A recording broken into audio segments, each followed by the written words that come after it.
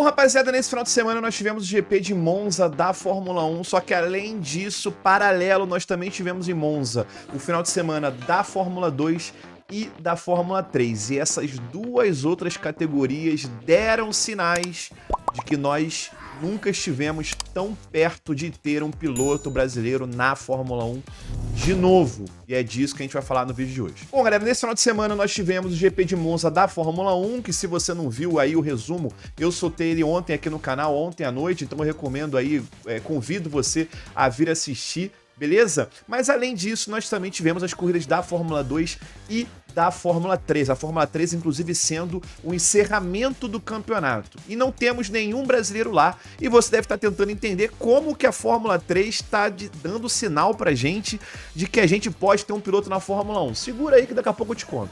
Vamos falar primeiro do mais óbvio, que é lá na Fórmula 2, onde nós temos dois brasileiros. O Gabriel Bortoleto e o Enzo Fittipaldi. O Gabriel Bortoleto é vice-líder do campeonato e estava numa crescente, né? Chegou nessa etapa de Monza tentando encurtar mais a distância para o líder, o Isaac Hadjar, francês, piloto da academia da Red Bull. Acontece que no quali, na sexta-feira, que se você não sabe, é o final de semana na Fórmula 2, na Fórmula 3, em várias categorias de base, ele é um pouco mais parecido com o que a gente tem nos finais de semana de sprint da Fórmula 1, onde o quali é na sexta e nós temos duas corridas, uma sprint no sábado e a feature race, a corrida principal, no domingo. Então, se na Fórmula 1 a gente tem esse final de semana de vez em quando, nas categorias de base isso é a norma. Então, na sexta-feira, a gente estava tendo quali para a corrida do final de semana em Monza e o Gabriel Bortoleto acabou rodando antes mesmo de fazer uma volta rápida e acabou ficando atolado na brita. E aí, como ele precisou de uma ajuda para tirarem o carro dele de lá, ele automaticamente é removido da sessão. Com isso, ele ia simplesmente largar da última posição, o que ia deixar o final de semana dele muito difícil, porque não só na sprint ele iria largar de último, como no domingo também, já que na final de semana da Fórmula 2, da Fórmula 3, enfim, a sprint ela não classifica para o domingo, como era na Fórmula 1 lá no início. Né? Na sprint, eles invertem o top 10 do quali e no domingo é a ordem normal do quali. E aí chegamos no sábado para a corrida sprint, que não tem parada obrigatória e ela é bem mais curta do que a corrida no domingo. O Bortoleto largou da última posição, fez uma corrida de recuperação incrível, estava com um ritmo alucinante e cruzou a linha junto, ao mesmo tempo que o Dennis Holger, o norueguês da MP, e os dois dividiram a oitava posição. Na sprint pontua o top 8, então para o Bortoleto largar da última posição e ainda marcar um ponto, era praticamente uma vitória. Só que ele cruzou a linha junto com o norueguês, uma coisa inacreditável que eu nem lembro de ter visto acontecer antes, e eles dividiram o ponto, meio ponto para cada um. Meio pontinho é meio pontinho, ainda mais largando da última posição, e que para deixar tudo melhor, o Hadjar, que é o líder do campeonato, tinha ficado fora da pontuação. Então o Bortoleto tirou só meio pontinho, mas só meio pontinho nesse cenário largando de último é muita coisa, então tinha que comemorar sim. Só que a gente ainda vai ter a corrida principal no domingo, com o Hadjar largando lá na frente e o Bortoleto largando lá de trás, literalmente da última posição de novo. E aí, galera, a gente chega no domingo pra corrida e simplesmente o Hadjar, líder do campeonato, tá? Larga mal e na primeira curva, tentando se recuperar, ele perde a freada e acerta o terceiro colocado do campeonato, o outro concorrente do Bortoleto, o Paul Aron. O Paul Aron acaba abandonando a prova e o Hadjar perde várias posições na corrida.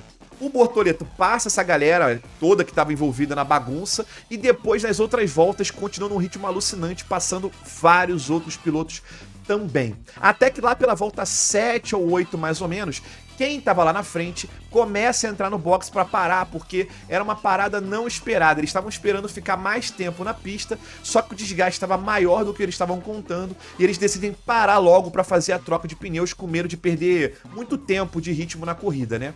Só que aí os deuses do automobilismo decidiram abençoar o nosso brasileirinho, porque ele não entra junto com essa galera, ele decide ficar na pista e no momento que ele cruza a linha para abrir a volta seguinte, ficando na pista, simplesmente um safety car é chamado chamado, não imediatamente, né? O Rogue fica preso na pista por conta de um toque que ele levou do Miata, e aí como o carro dele tem que ser rebocado, a direção de prova primeiro dá uma bandeira amarela no setor 1 e logo depois, no meio da volta, chama o safety car. O Bortoleto aproveita isso para imediatamente entrar nos boxes e já fazer a sua parada. Ele volta, se não me engano, na 6ª posição, porque algumas pessoas que tinham ficado fora da parada, né, que tinham ficado na pista, decidem permanecer na pista, só que ele é o líder virtual da prova, já que os 5 que estão na frente dele ainda teriam que parar, né?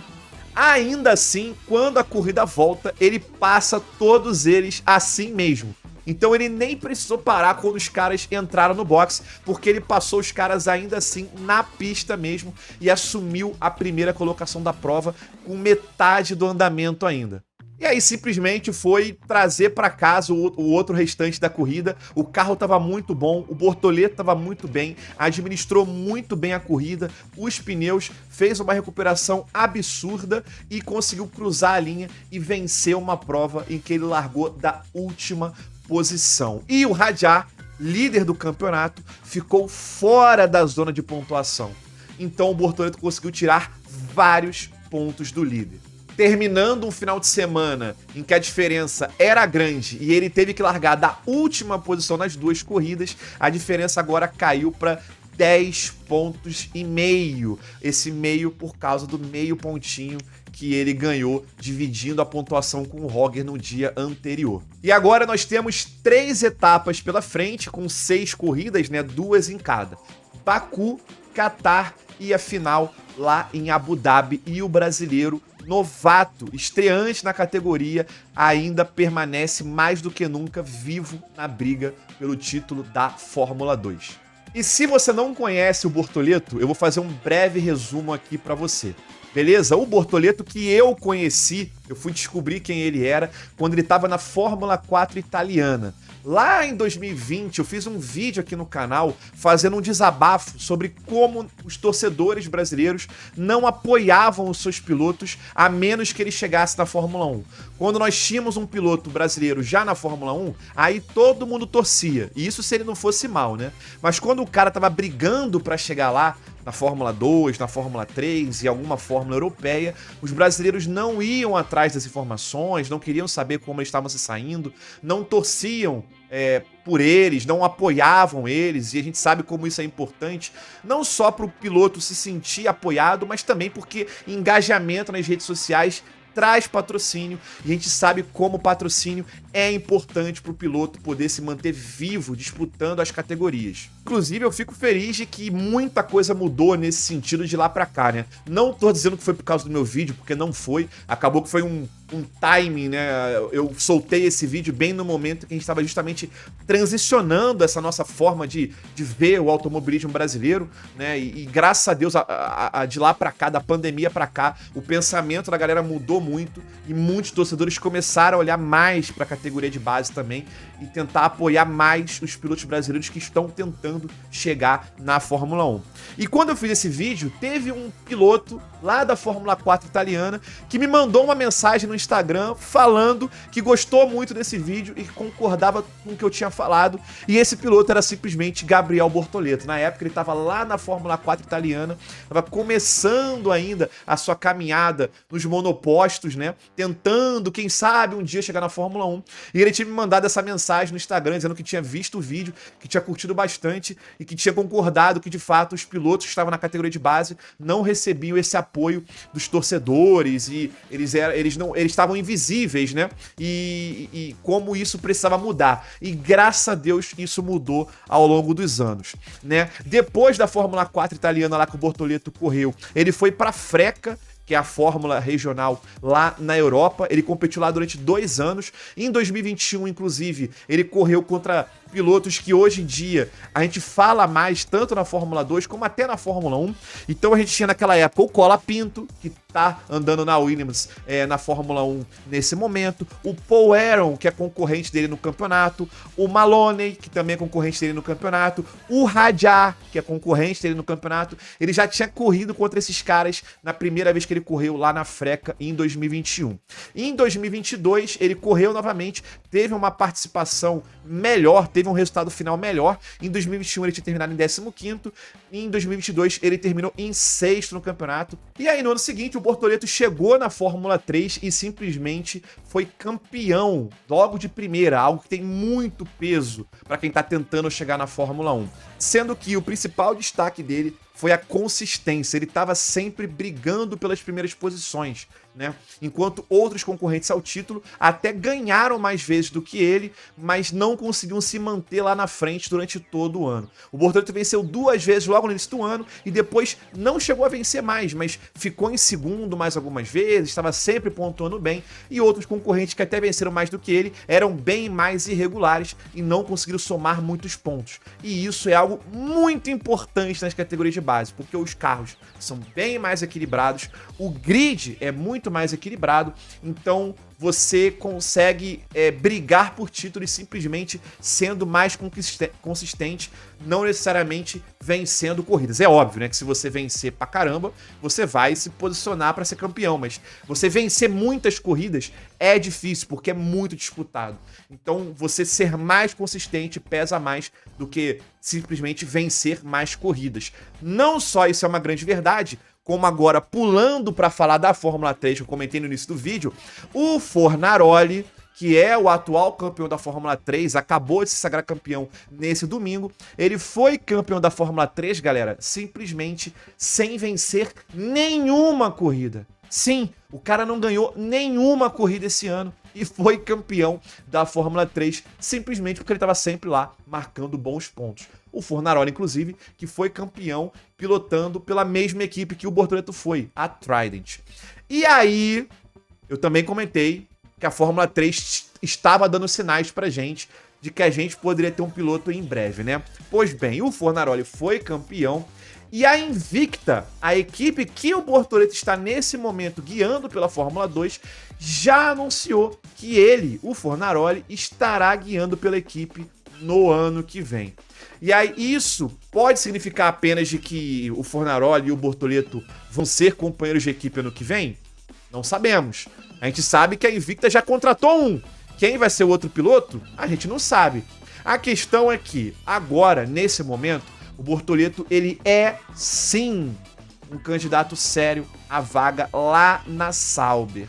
Na Fórmula 1 nós temos 2 vagas disponíveis, uma na RB e uma na Sauber. A vaga da RB, a gente já sabe que está em aberto, mas está ali entre aquela galera da própria Red Bull. O Ricardo, o Lawson, o Pérez eu acho difícil que vá para ali, enfim. Mas está ali entre aquela galera. E a vaga da Sauber, o Bottas não está confirmado para o ano que vem, a própria Sauber não tem certeza se vai ficar com ele ainda, e corre por fora o Theo Pourchaire, que é o atual campeão da Fórmula 2, porque o campeonato não acabou ainda, foi campeão no ano passado, e que também guiou tanto na Super Fórmula quanto lá na Fórmula Indy. Na Fórmula Indy ele não foi tão bem, na Super Fórmula ele andou um pouco e depois abandonou o campeonato para andar lá na Fórmula Indy, mas ele é o atual campeão da Fórmula 2 e é piloto da academia da Sauber. E a gente sabe como isso pesa. O próprio Colapinto, que tá lá na Williams, é um exemplo disso.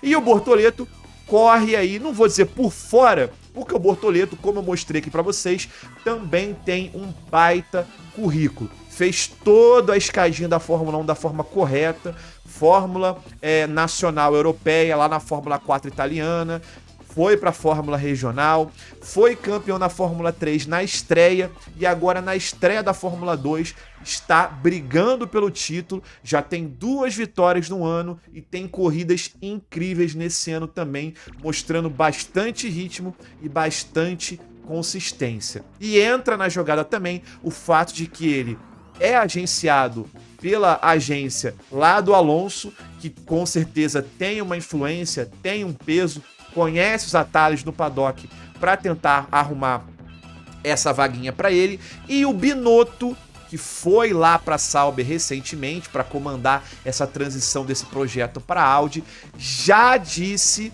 que está impressionado com o desempenho do Bortoleto na Fórmula 2 e que ele também é um candidato. Então, assim, vamos torcer muito para que isso aconteça. Uma das principais dificuldades que a gente tem como brasileiro é a questão financeira, porque a nossa moeda é fraca em relação aos europeus, né? Mas o Bortoleto, ele tem um apoio financeiro forte de marcas grandes como a Porto, como o Banco BRB.